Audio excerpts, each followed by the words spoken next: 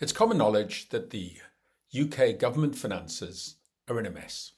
As a result, the debt interest burden is soaring, with high government debt and rising yields creating a vicious circle, a debt trap. But the Bank of England and the Treasury are making matters worse by continuing to sell long-dated gilts. Indeed, the tax advantages of low-coupon gilts mean that higher-rate taxpayers are benefiting, with yields equivalent to taxable investments of 8%. Now, this chart shows the huge rise in yields on long-dated gilts over the last few years. The deterioration in UK government finances is partly to blame, but it's an international problem. There's been a similar rise in Germany, the US, and other developed countries.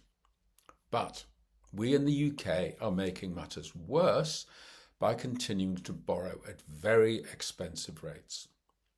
Yes, the Debt Management Office has reduced the proportion of long-term UK debt that it's issuing, but the Bank of England, that's continuing to sell its holdings, which is the same thing in effect, and in my opinion, they should stop. Now, the blue line in this chart is the conventional yield curve, showing yields at different maturities on gilts. Investors require a higher yield the longer the maturity. But that blue line understates the true cost of moving borrowing to longer maturities. Because the curve is upward sloping, the cost of moving along the curve, borrowing at longer yields, is always higher than the yield itself. And those numbers are shown by the orange line. And at 30-year maturities, that's close to 7%, far too high. Now, to understand why this occurs, we have to do a bit of arithmetic. So bear with me. Now, consider the cost of borrowing at 6 years, where the yield is 4.16%, versus 5 years at 4.04%, a difference of 12 basis points. What would the 1-year rate have to be in 5 years to make the borrowing the same, the cost of it the same? Well, you've saved 12 basis points a year, every year for 5 years by borrowing at the 5-year rate, so the 1-year rate would have to be much higher to offset that. After allowing for discounting, the extra is 40 basis points, and that implies a yield of 4.4%, quite a lot higher. Still with me? Well, they're the numbers. And this extra cost of borrowing at longer maturities keeps on going up and reaches 7% at 30-year maturities. Now, there are undoubted benefits of borrowing longer term, but this is a price that is not worth paying.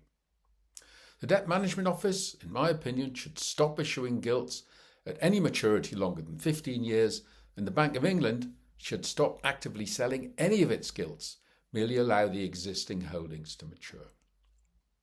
Finally, where do I get this equivalent yield for higher rate taxpayers of 8% from? Well, that relates to the gilt maturing in 2061. Yep, a long time away. You can buy it for £25 and you'll be paid £100 in 2061. That's a 4-fold capital gain, and it's entirely free of tax for UK income taxpayers. And it pays a coupon of 0.5%, which is taxable, but most of the return is this capital gain. And that is a post-tax yield of 4.6%. Now, to get the same return, paying income tax at 45% on a fixed rate deposit, that would require an interest rate of over 8%. Hardly surprising that UK higher rate taxpayers are buying gilts in record amounts. Let's see what the Bank of England announce for their asset purchase selling programme, and let's see what the Debt Management Office announce. We'll get those announcements in the next few weeks. I think they should make these significant changes to help, it won't resolve, but it would help Rachel Reeves' fiscal dilemma.